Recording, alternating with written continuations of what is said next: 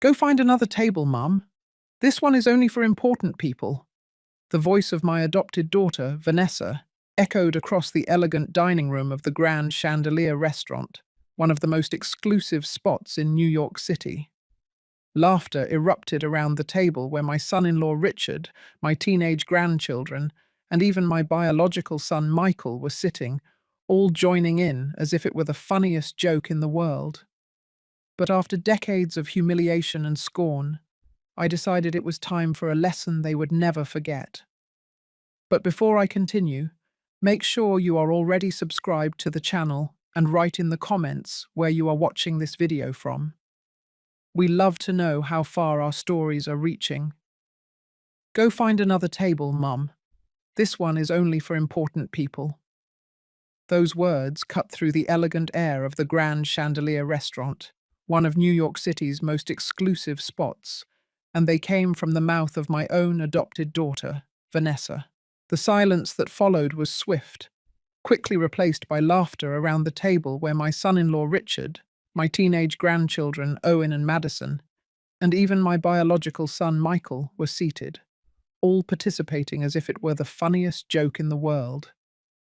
I stood there, leaning on my cane, my face burning with humiliation as other patrons turned to stare. The crystal chandeliers cast a golden light on the white tablecloths and gleaming silverware, but I felt a coldness spread through my chest, like liquid ice. My name is Eleanor. I am 67 years old, and I adopted Vanessa exactly 30 years ago, when she was just 8. 3 decades of offering love, support, and everything I had, only to be treated like an intruder in my own family. The only person who looked uncomfortable was my friend Helen, sitting at the end of the table with an expression that mixed shock and indignation. Our eyes met briefly, and in that moment, something silent passed between us. An understanding. "Vanessa, that wasn't funny," I said, keeping my voice low and dignified, despite the pain that felt like a dagger piercing my heart. "Oh, Mom, don't be so sensitive," Michael chimed in, waving dismissively. "It's just a joke. You know how Vanessa is." I knew exactly how Vanessa was.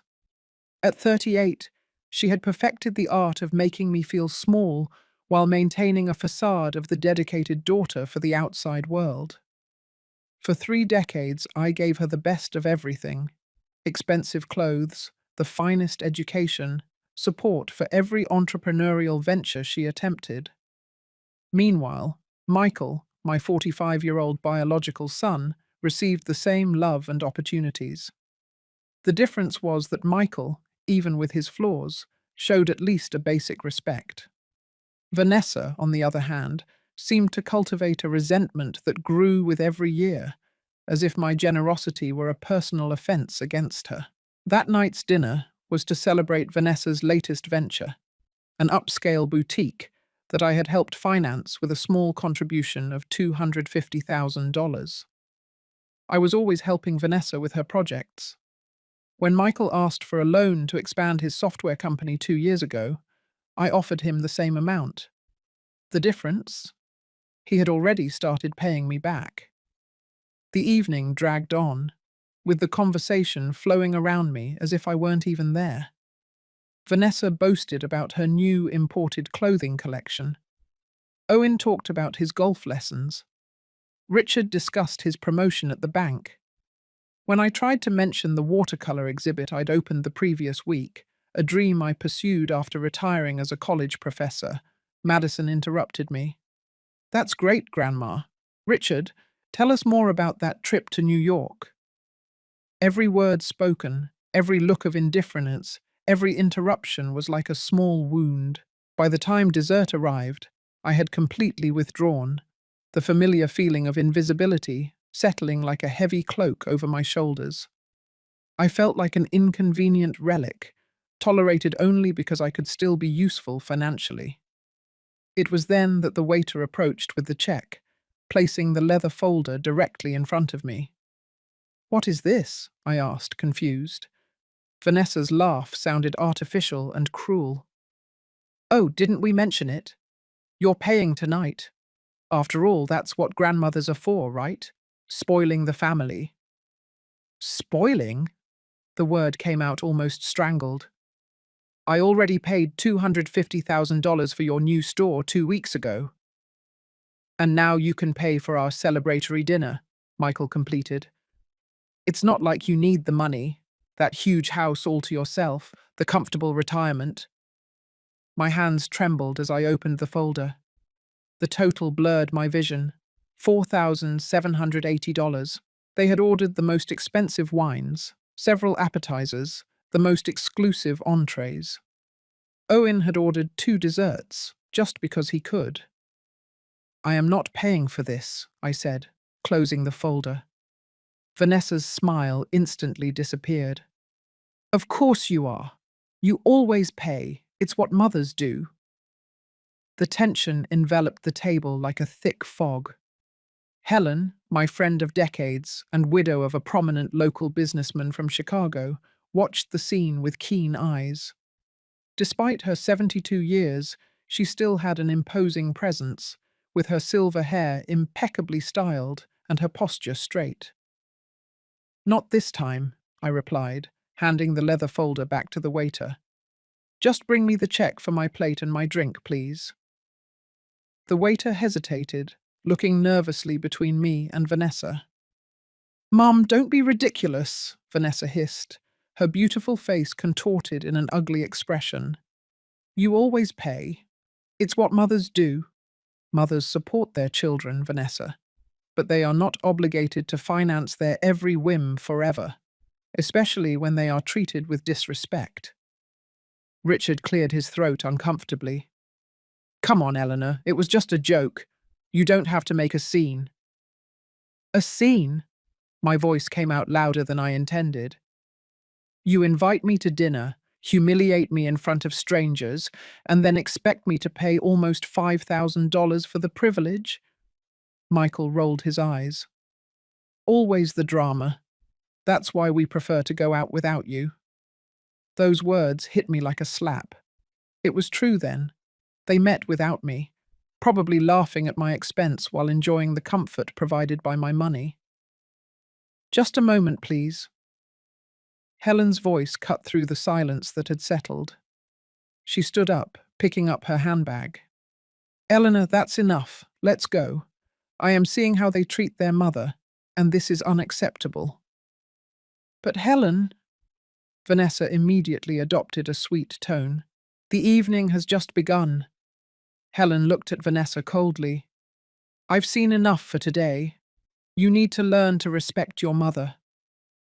I stood up too, feeling a sudden relief at not being alone. Helen and I had been friends since college. She knew my whole life. My marriage to Charles, his premature death when Michael was only 15.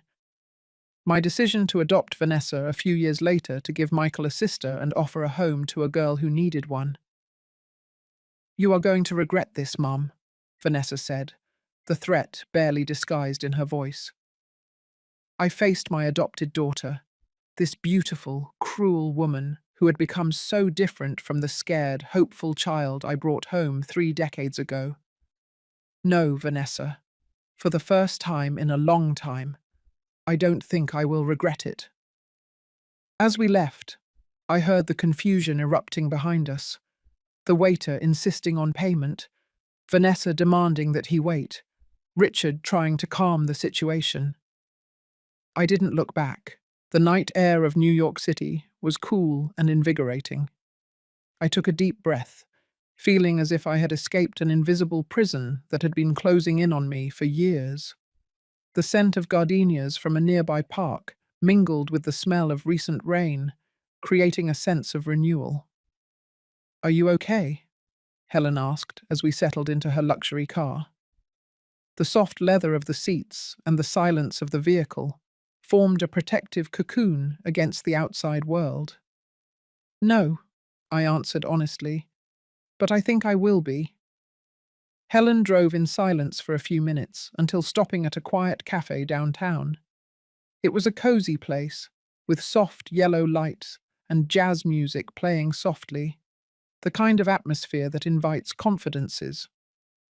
"We need to talk, Eleanor," she finally said, as we settled into a secluded table. What happened tonight wasn't the first time, was it? I felt tears in my eyes. The lump in my throat felt the size of a fist. No, it's gotten worse in the last few years. Since you retired, since you became just a bank instead of a respected professor, Helen completed, her voice hard. I nodded, feeling the truth of those words like a blow.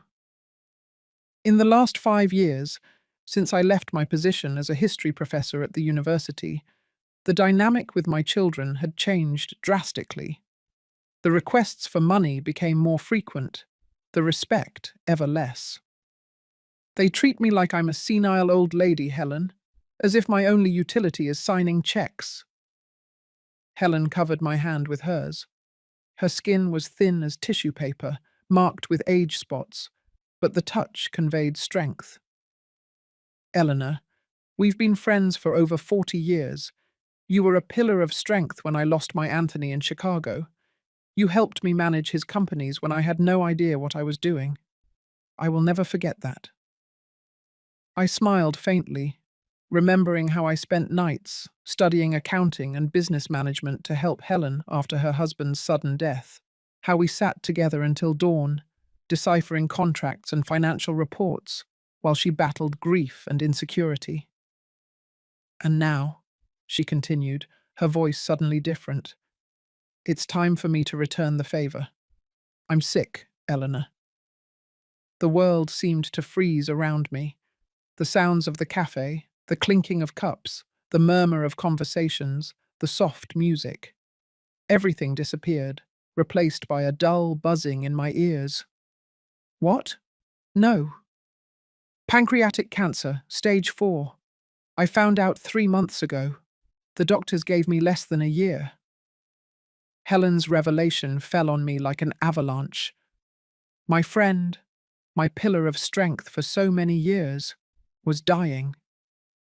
The cafe around us continued in motion. Waiters attending tables, customers conversing, life proceeding normally, while my particular world was completely transformed. "Why didn't you tell me sooner?" I asked, my voice barely a whisper. Helen offered a sad smile, that kind of smile that carries the wisdom of one who has already made peace with the inevitable. "Because I needed to put my affairs in order first, and because I wanted to make sure of a few things." "What things?" "About how your children treat you, about how you've been living." She took a sip of her tea, her eyes never leaving mine. "I've been observing from afar for years, seeing how Vanessa and Michael gradually changed, how they went from being loving children to adults who seem to see you only as a means to their ends." I couldn't deny her words. The transformation had been slow, almost imperceptible, like water eroding a stone over decades. Small disrespects that grew, calls that became less frequent unless they needed something. Impatient looks when I talked about my own interests. "It's not that bad," I tried to defend myself, more out of habit than conviction. "It's not?" Helen arched a silver eyebrow. "Eleanor, you were just publicly humiliated by your own daughter. They expected you to pay almost $5,000 for a dinner where you were treated like an intruder. That is financial and emotional abuse."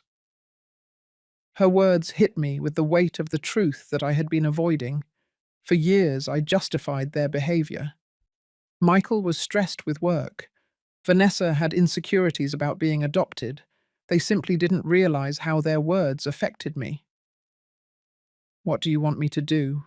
I asked, suddenly feeling very old and tired. "They are my children, and I love them, I know." Helen leaned forward, her eyes intense. "But love doesn't mean letting them abuse you. Sometimes love means setting boundaries, and sometimes it means consequences." She opened her expensive, soft leather handbag and took out a heavy envelope, placing it on the table between us. The paper was thick, likely from a fine stationery store sealed with the logo of a renowned law firm. What is this? My will, Helen simply replied. And a proposal. I looked at her, confused. Helen smiled, a smile that mixed sadness and determination. Eleanor, when Anthony died in Chicago, you taught me to be strong. You showed me how to manage his companies, how not to let the male executives belittle me. You helped me transform a prosperous business into an empire. It was true. What started as a medium-sized import company under Anthony's direction had become, under Helen's leadership, one of the largest business conglomerates in the Midwest, with holdings in logistics, technology, and retail. The companies are worth almost $2 billion now, Helen continued, and I don't have children to leave them to. I swallowed, beginning to understand where she was going. The cafe seemed to have shrunk around us, as if the rest of the world had disappeared. Helen, no. I always thought about leaving everything to you, she proceeded, ignoring my interruption. You are the sister I never had, but after seeing how your children treat you, I fear they would simply squander everything, not just the money, but the legacy I built. What exactly are you proposing? I asked, feeling a mixture of apprehension and curiosity bubbling up inside me. Helen pushed the envelope toward me. Open it. With trembling fingers, I opened the envelope and pulled out a bundle of legal documents. The words seemed to swim before my eyes. As I read, my breathing became faster and faster. It's a kind of game, Helen explained, while I tried to absorb the contents of the papers. A test for your children, and also for you. The will named me as the primary heir to Helen's entire estate, with one condition. Over the next 6 months, I had to establish clear boundaries with my children. No more money, no more financial favors, no more allowing abuse. If I managed to maintain those boundaries until the end of the trial period, the inheritance would be confirmed. If you fail, if you give in to their requests, if you return to the old patterns, everything will go to charity, not a penny for you or for them. Why do this? I asked, stunned. Because you deserve more than being a walking ATM for ungrateful children. Because I want my money to go to someone who values it and uses it wisely. And because, her voice softened, I want the months I have left to see you reclaim your dignity and strength. I looked at my friend, this extraordinary woman who, even facing her own mortality, was more concerned about my well-being. And what if they change? I asked. What if they realize their mistakes? Helen's smile was both hopeful and skeptical. Then they will be worthy of you finally. But Eleanor, you have to be prepared for the possibility that they won't change. That, when the money runs out, they will show who they really are. I felt the weight of that moment. The choice laid out before me. Continue as I was, funding disrespect and abuse, or set boundaries and potentially lose the relationship with my children. I'm not sure I can do this, I confessed. You can, Helen said with conviction. The same woman who faced widowhood at 37, who raised a son alone, who adopted an 8-year-old girl when many told her it was crazy, who became one of the most respected professors at the university. That woman can do anything. When I got home that night, I found 3 messages on my phone. One from Vanessa, one from Michael, and one from Richard. All furious, all demanding explanations for my shameful behavior at the restaurant. None of them mentioned who had paid the bill.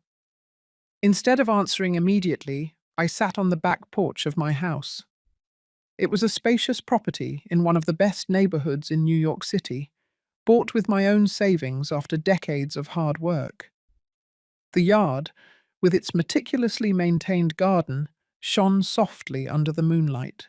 This place had always been my refuge, my sanctuary. I thought about how I had gotten here. After Charles's death, so young, only 42, a sudden heart attack, I found myself alone with a teenage son and an uncertain future. Instead of falling apart, I threw myself into work. I transformed my pain into purpose, becoming one of the most dedicated professors at the university, climbing the academic ranks while raising Michael. Adopting Vanessa was a decision many questioned.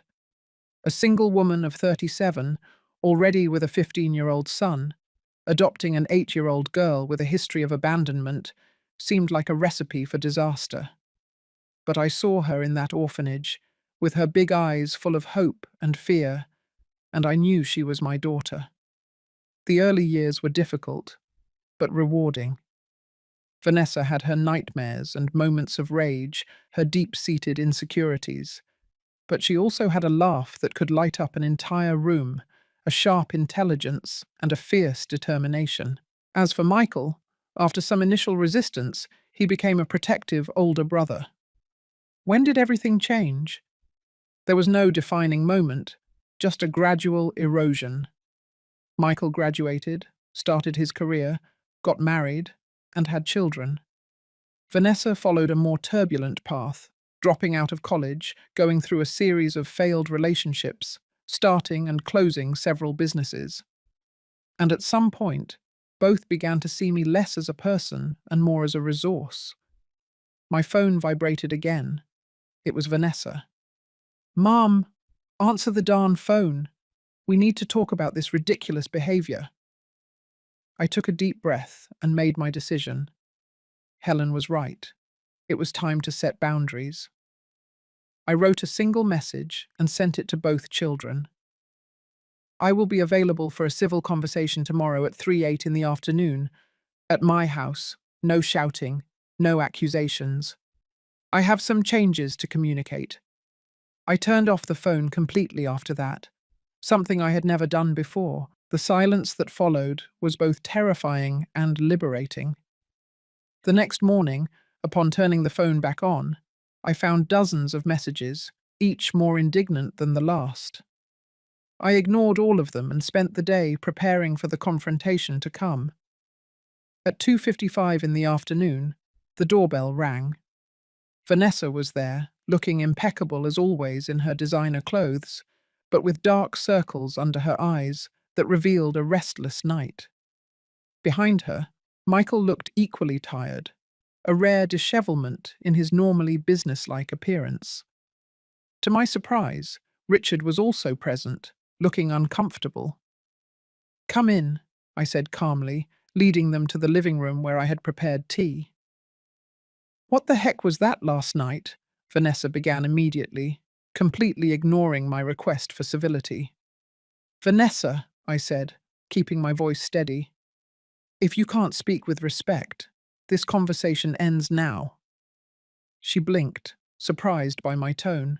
How long had I allowed them to treat me this way, without contestation? "You left us with a check for almost $5,000. "A check you created," I countered. "For a dinner you invited me to, where I was humiliated, and then expected to pay for."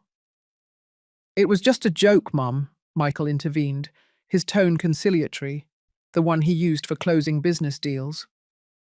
"Vanessa didn't mean that about important people." "It wasn't just last night," I continued. "It has been a pattern. You treat me like a bank, not a mother. Like a wallet, not a person."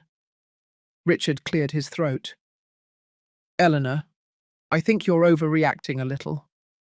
"I am not, Richard, and I didn't ask for your opinion." My direct response surprised him as much as it did me. It was as if a new Eleanor was emerging, someone I had forgotten existed. "What is going on with you?" Vanessa asked, her voice mixing irritation and a hint of genuine concern. "Is it Helen? Is she putting ideas in your head?" "Don't blame Helen for the fact that you have to pay your own bills," I replied. "And no, it's not her. It's me, finally acknowledging a truth I ignored for too long." I took a sip of tea, gathering my thoughts before continuing. The jasmine scent rose from the cup, strengthening my resolve. As of today, there will be some changes. First, there will be no more money, no loans, no investments in new businesses, no financial help of any kind. The silence that followed was absolute. All three stared at me as if I had just announced I was joining the circus. Vanessa's expression oscillated between disbelief and outrage, while Michael seemed to be trying to process whether I was serious or not. "You can't be serious," Michael finally said. "I am completely serious. You are adults. Michael, 45. Vanessa, 38. Richard, 42. It is time for you to live within your own financial means." Vanessa jumped up, her chair scraping on the hardwood floor with a sharp screech. "This is absurd. I just opened the boutique. I need working capital. You promised you would help me." "I already gave you $250,000, I reminded her. "Use it wisely." "Mum," Michael tried with his most reasonable tone. "I understand you're upset about last night, but this is an overreaction. Families help each other." "Yes, they do," I agreed, "but not unilaterally. When was the last time one of you helped me? When was the last time you asked how I was, genuinely? When did you visit without asking for something in return?" Their faces revealed the truth. A long time ago. The silence that followed my words was dense and uncomfortable. Vanessa crossed her arms, her eyes gleaming with a mixture of rage and panic. Michael ran a hand through his greying hair at the temples, a gesture he inherited from his father. Richard simply looked lost, as if he had been dragged into a family drama he wasn't prepared for. "Is this some kind of senior moment crisis?" Vanessa finally asked, her voice cutting. "You turn 68 in 2 months and suddenly decide to cut off your own children." "I'm not cutting you off," I replied calmly. "I'm cutting off the money. There's a big difference." "To you, maybe," Vanessa retorted. "But what do I do with the boutique now? I have expenses, suppliers to pay." "Do what other entrepreneurs do. Seek bank financing, cut costs, work harder." I kept my voice firm. "It is no longer my responsibility to prop up your ventures." Michael, always more strategic than his sister, changed tack. "Mum, we're worried about you. This behavior is not normal. You were always so generous, so available to us." "And I am still emotionally available," I clarified. "You can call me, visit me, talk. Just don't ask me for any more money." "It's that old lady," Vanessa said suddenly. Her eyes narrowed. "Helen is behind this, isn't she? What did she offer you?" I felt a chill run down my spine. It was incredible how quickly Vanessa could identify the source of a potential advantage or threat. Her intuition for opportunity had always been sharp. "Helen has nothing to do with my decisions," I lied partially. Her influence was present, but the final decision had been mine. "This is between us." Richard, who had remained silent, finally spoke. "Eleanor, I think what Vanessa and Michael are trying to say is that this change seems very sudden. Yesterday you were, well, yourself. Today you seem like a different person." "Maybe I always was this person, Richard," I replied, looking him in the eyes. "Maybe I just lost my way for a while, trying to buy your love." "Buy our love?" Michael seemed genuinely offended. "That is unfair, Mum." "Is it?" I leaned forward. "When was the last time one of you came to visit me without asking for something in return? When was the last time you called me just to see how I was? When did you attend one of my watercolor exhibits? When did you offer to help with something?" None of them answered. They didn't need to. We all knew the answer. "This is the deal," I continued after a few moments. "I am here as your mother. I want to have a relationship with you, with my grandchildren. but the financial tap is closed. Completely. Vanessa stood up abruptly, her chair scraping on the hardwood floor with a sharp screech. You are going to regret this. When you need us, and you are going to need us, you're getting old. We'll see if your pride is worth it. It's not pride, Vanessa. It's self-respect. She grabbed her designer handbag and marched toward the door. Come on, Richard. We have nothing more to discuss here. Richard hesitated, looking torn. For a brief moment, I thought I saw something like respect in his eyes before he followed his wife. Michael remained seated, watching me with an expression I couldn't decipher. The room was now immersed in a disturbing silence, broken only by the ticking of the antique grandfather clock that had belonged to my parents. Do you also think I'm wrong? I asked after the front door closed with Vanessa and Richard's departure. My son sighed deeply. I don't know what to think, Mum. This is unexpected. Life sometimes is. He stood up slowly. I need to process all of this. Vanessa is going to be furious for weeks. Probably, I agreed. At the door, he stopped and turned.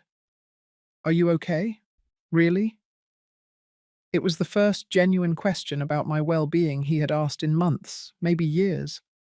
I felt a small pang of hope, fragile as a shoot in barren soil. I'm finding my way, I answered honestly. After Michael left, I sat alone in the silent living room, trembling slightly. I had done it, set clear boundaries, refused to be used again. The feeling was simultaneously terrifying and liberating. My phone rang. It was Helen. How did it go? She asked without preamble. As well as could be expected, I replied. Vanessa left furious. Michael is confused. I think I lost my children today. Oh, maybe, Helen said softly. You gave them the chance to become the people they were always meant to be. The following weeks were a strange kind of silence. No calls from Vanessa, no messages, except a brief note from Michael asking if I had come to my senses. I didn't answer. Instead, I used the time to rediscover myself. I dedicated myself more to my watercolors, visited old friends I had neglected, and joined a reading group at the local library. And I spent time with Helen, whose days were visibly numbered now. Her face had become thinner, her body more fragile, but her eyes maintained that fierce intensity. Then, at the beginning of the 4th week after our confrontation, I received an unexpected call. It was the school for Madison, my 15-year-old granddaughter. Mrs. Eleanor, Madison is here in the nurse's office. She fainted during gym class and asked us to call you instead of her parents. I found Madison sitting in a chair in the school nurse's office, looking small and vulnerable in her crumpled uniform. Her pale face brightened slightly when she saw me. Grandma, she said, her voice low. I sat beside her, taking her hands in mine. They were cold and trembling. What happened, dear? The nurse approached. She fainted during gym class. Her blood pressure is low, and she admitted she hasn't been eating well. Not eating? I looked at my granddaughter, now noticing the thinness of her face, the dark circles under her eyes. How had I not noticed before? Can we talk privately? Madison asked, looking nervously at the nurse. The professional nodded understandingly. I'll leave you alone for a few minutes. When the door closed, Madison broke down in silent tears. Everything is a mess, Grandma. Everything. I put my arm around her shoulders. She seemed to have lost weight since the last time I saw her. Tell me what's going on. Mom and Dad are fighting all the time, she explained between sobs. Since that night at the restaurant, it's just yelling. The store isn't doing well. Mum says it's your fault for not giving more money. Dad says she needs to wake up and learn to run a real business. My heart tightened. I am so sorry you are going through this. Madison wiped her tears with her uniform sleeve. There's not much food at home now. Mum is putting all the money into the store. She said we have to save, that we are in survival mode because of what you did. The guilt hit me like a wave. Were my boundaries affecting my innocent grandchildren? Then I realized it wasn't my boundaries causing this, but Vanessa's response to them. She was choosing to prioritize her failing business over the well-being of her own children. Did you eat today? I asked. She shook her head. We are going to solve this right now. I stood up, determined. First, we're going to lunch. Then I'm going to talk to the nurse and take you home with me today. Madison's eyes widened. Mom is going to be furious. Let me handle your mother. After a substantial lunch at a nearby diner, where Madison devoured a full plate as if she hadn't eaten in days, I called Vanessa. She answered on the fourth ring, her voice instantly defensive. What do you want now? Madison is with me, I informed her calmly. She fainted at school today due to lack of proper nutrition. Silence on the other end. Then, what are you implying? I'm not implying anything, Vanessa. I'm stating a fact. Madison will stay with me tonight. Tomorrow we would like you and Richard to come over for dinner to talk. I don't need your lectures on parenting, Vanessa hissed. This is not about you or me, I replied firmly. It is about Madison and Owen. If you truly care about your children, you will be here tomorrow at 7 o'clock in the evening. To my surprise, Vanessa showed up the next night, along with Richard and Owen. My grandson, normally confident and sometimes arrogant like his father, looked tired and disheveled. The tension in the family was clearly affecting both teenagers. I prepared a simple but hearty dinner. During the meal, the atmosphere was tense and silent, until Vanessa finally put her fork down hard.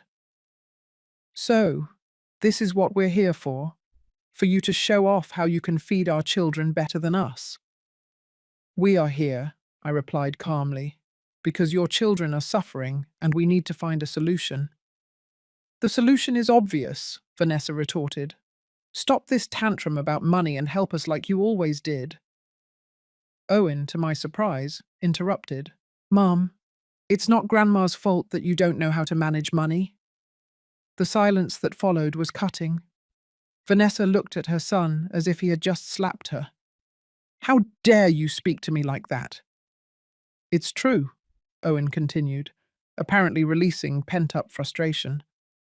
Grandma gave you $250,000 for the store, and in less than a month, you're already broke. You bought that ridiculously expensive Italian stock that no one wants. You rented the most expensive space in the mall, and now we are the ones suffering. Richard cleared his throat uncomfortably. Owen, respect your mother. And you?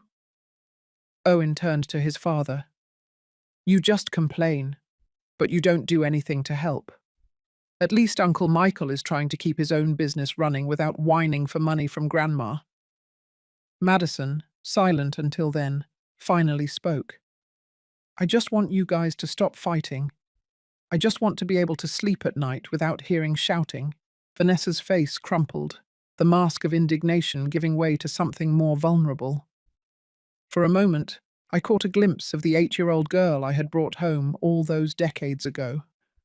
I'm trying, she said, her voice breaking. I'm trying to keep everything running. Alone, I added softly, as you always tried to do everything alone, even when I offered real help, not just money. Vanessa looked up at me, confused. What do you mean? How many times did I offer to teach you about financial management, about how to run a business? You always refused, preferring the easy way out, just asking for more money when things got tough. Richard surprised everyone by speaking. She's right, Van. Your mother tried to teach you to fish, but you only wanted the fish already made. Richard's comment dropped like a bomb on the table. Vanessa turned to face him, betrayed by her own husband. For a tense moment, I thought she was going to explode, but then something unexpected happened. Her shoulders dropped, and she covered her face with her hands. "I don't know how to do this," she admitted, her voice muffled. "I never knew." It was a moment of vulnerability so rare that no one at the table initially knew how to react. Madison timidly reached out and touched her mother's arm. Owen, despite his earlier outburst, looked uncomfortable seeing his always strong mother suddenly break down. "Vanessa," I spoke softly, "the problem was never a lack of ability. You are smart, determined, charismatic. The problem was always that you never really needed to try, because I was always there to solve any mistake with more money." She uncovered her face, her eyes red. "And now you've taken away the safety net." "Yes," I confirmed, "because I believe you can fly without it." Richard spoke up, surprising me again. "Eleanor is right, Van. We need to solve this ourselves, as a family." I looked at my son-in-law with new respect. Maybe there was more to him than the complacent man who always showed off. "What do you suggest, then?" Vanessa asked, sounding genuinely lost. "First," I replied, "the children come to my house temporarily until you stabilize the situation at home. No arguments, no deprivations." To my surprise, Vanessa didn't protest. "Second," I continued, "I will not give any more money, but I can offer something more valuable, knowledge. I will help you analyze the business, restructure it, make it viable, as a mentor, not an investor." "You're not a businesswoman," Vanessa pointed out, an echo of her usual mistrust. "No," I agreed, "but I've been friends with one of the most successful businesswomen in Chicago for over 40 years. I learned a few things." The mention of Helen made Vanessa frown, but she didn't comment. "And third," I concluded, "all of us need to relearn how to be a family, not based on money or expectations, but on mutual respect and genuine love." The following days established a new routine. Owen and Madison moved into the guest rooms of my house, visibly flourishing in an environment free of tension. I began working with Vanessa on the boutique, analyzing her chaotic finances, identifying critical errors, and developing a recovery plan. To my surprise, when stripped of her defensive attitude, Vanessa proved to be an eager learner. I realized that beneath the layer of entitlement and resentment, there was an intelligent woman who had never been truly challenged to grow. "Why didn't you ever force me to learn this before?" she asked me one day, while we were reviewing the projected cash flow. "Because you were never ready to listen," I replied honestly. "And because I was too busy trying to buy your love to really help you." Vanessa paused, absorbing my words. "I always loved you," she finally said. "Even in the moments when I treated you badly." "I know," I replied, "but I don't think you ever learned to respect me." She didn't answer, but her silence was eloquent. Michael reappeared in my life 3 weeks after our initial confrontation. He came alone, without his wife, without the defensive posture he had adopted earlier. "I heard you are helping Vanessa with the boutique," he said, accepting a cup of coffee. "I'm trying," I confirmed. "And how are you?" Michael sighed deeply. "Good. To be honest, your ultimatum made me rethink some things. I realized I was on the path to becoming as dependent as Vanessa. And? And I'm focusing on making my company self-sustaining instead of counting on external capital injections." He hesitated. Then he added, "I also realized that I barely know my own mother. Who are you, besides the person who was always there to support us financially?" The question caught me off guard. "I am many things, Michael. A professor, an artist, a friend, a woman who discovered her own strength after being widowed at 37. Someone who loves history and literature and long walks at sunrise. I would like to get to know that person better, he said with a shy smile. The weeks turned into months. Helen's test, maintaining firm boundaries for 6 months, was halfway through when her health drastically worsened. She was admitted to the best hospital in New York City, an entire wing practically reserved for her comfort. I visited her daily, watching with a heavy heart as she wasted away. Her body might be failing, but her mind remained as sharp as ever. "How are things with Vanessa?" she asked on a particularly difficult afternoon, her voice barely a whisper. "Surprisingly well," I replied, holding her frail hand. "The boutique is starting to stabilize." She reduced the rent by moving to a smaller space, renegotiated with suppliers. She's learning to manage a budget. Helen smiled weakly. "And Michael?" "He is paying the loan he took from me, even though I told him it's no longer necessary. He says it's a matter of principle now." "The grandchildren?" "They are still with me, but they visit their parents regularly. The house is calmer. Richard is more present. They are slowly rebuilding." Helen squeezed my hand with the little strength she had left. "You are passing the test admirably, Eleanor." "It's no longer about the test or the money," I confessed. "It's about finally having real relationships with my children." "That was the real test," Helen whispered. "It always was." Helen passed away on a quiet Sunday morning, 3 weeks later. She left in her sleep, without pain, as she had hoped. I was by her side, having spent the night in the hospital. I held her hand until the end, silently grateful for decades of true friendship. The funeral was a grand event, as expected for one of Chicago's most influential women: businessmen, politicians, prominent figures in society. Everyone came to pay their respects. In the midst of that crowd of power and influence, I noticed Vanessa and Michael in the back, both clearly uncomfortable, present more out of obligation than genuine respect. The reading of the will took place a week later. William Miller, Helen's longtime lawyer, conducted the meeting in his office. To general surprise, everyone was invited. Me, Vanessa, and Richard, Michael and his wife, even my teenage grandchildren.